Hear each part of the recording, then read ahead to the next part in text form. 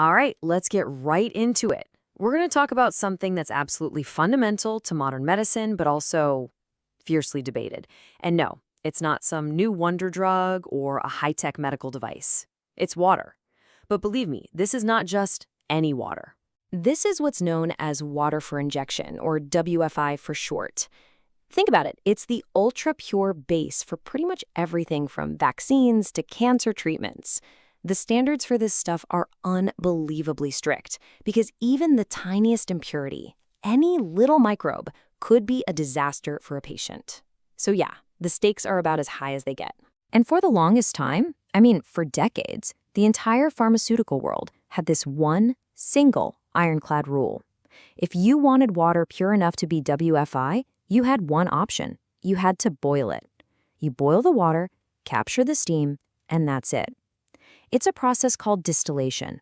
Simple, trusted, and in most places, it was the only way allowed. But then, what happens when a new technology comes along? One that promises to do the same job, but cheaper, greener, and way more efficiently. And what happens when the regulators, who resisted for years, finally say, okay, you've got a choice now? Well, you get a purity war. So to really understand this whole debate, we first need to get a handle on what we're actually talking about. Let's break down what makes this ingredient, Pharma's Purist, so special. You can think of WFI as basically the absolute gold standard of H2O. The official rule books, called pharmacopoeias, set these incredibly low limits for things you wouldn't even think about in your tap water. We're talking practically zero bacteria, almost no endotoxins, which are these nasty toxins that bacteria release, and almost no other chemical traces. It's about as close to pure H2O as you can possibly get on an industrial scale. And that right there tells you exactly why the old method, distillation, was so trusted for so long. It's kind of a brute force approach, right? Boiling water into steam inherently leaves all the nasty stuff behind. Plus, the high temperatures naturally kill any microbes hanging around. It's robust, it's reliable, and for decades, it was the undisputed king. But then, one single event came along and flipped the whole script. It disrupted the entire industry, and for the first time, created a real choice. Now, what's so fascinating here is this huge split in thinking. For years, the US was actually pretty flexible. They basically said, look, if you can prove your method is as good as distillation, go for it. But Europe? No way. They held a really hard line. You can see back in 2002, they flat out rejected these new membrane systems because they were worried about something called biofilm, that slimy layer of microbes. This basically forced global companies to stick with distillation to sell everywhere. But then came 2017. The European Pharmacopoeia finally changed its mind and aligned with the US. And just like that, the floodgates were open. So, let's meet the challenger. This new approach is often called Cold WFI, for the obvious reason that it doesn't use all that heat and boiling. Instead, it relies on a series of really advanced membrane filters. And the first argument for cold WFI is a really big one: money. Think about it. Distillation is a total energy hog. You have to create massive amounts of steam, which costs a fortune. These new membrane systems, they just run at normal room temperature. That can absolutely slash your day-to-day operating costs. And it's not just the energy bills. The upfront cost to actually build and install one of these systems can be way lower.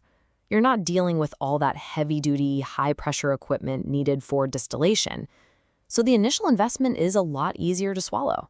And then there's this number, which in today's world is just impossible to ignore. Every company is thinking about sustainability.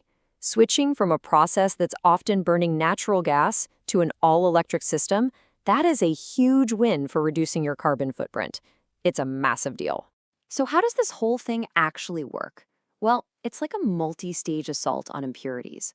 First, you do some basic pretreatment. Then, the water gets pushed through a reverse osmosis membrane, which gets rid of the bulk of the junk. After that, a cool electric process called electroionization, or EDI, zaps and polishes out the last little charged particles. And then, for the final knockout punch, it goes through an ultrafiltration membrane with pores so tiny that no bacteria or endotoxins can get through. Okay, so you hear all of that. Lower costs, smaller carbon footprint, high-tech process. And the choice seems like a no-brainer, right? Well, not so fast. This is where the story gets really, really interesting. The answer, it turns out, is a huge "it depends." Because the old champion, distillation, is not going down without a fight. And its main argument comes down to its biggest strength: rock-solid reliability. And this, right here, is the absolute heart of the debate. That worry the Europeans had back in 2002 about biofilm, it never really went away. Because these membrane systems run at room temperature, they can be a cozy place for microbes to grow if you're not super careful with maintenance and sanitization. Distillation, on the other hand, is basically self-sanitizing. The boiling temperatures create an environment where nothing can survive. From a bug's point of view, it's a much simpler and more robust process. But hold on, because this is where the simple cost story gets completely turned on its head. Just look at this table for a second. The idea that membranes are just cheaper kind of falls apart. Yeah, sure, they blow the oldest, most energy-hungry distillation method that's multiple effect out of the water. But look at that middle row. That's a more modern, way more efficient type of distillation called a vapor compression. And get this, while its upfront cost is a bit higher, its operating and maintenance costs are lower. So over 5 years, the total cost to own it is actually less than the membrane system. Wow! That completely changes the conversation, doesn't it? So all of this brings us to where we are today. The choice isn't some simple battle of old versus new. It's actually a really complex strategic decision with absolutely no single right answer. What this all means is that there is no one-size-fits-all best system.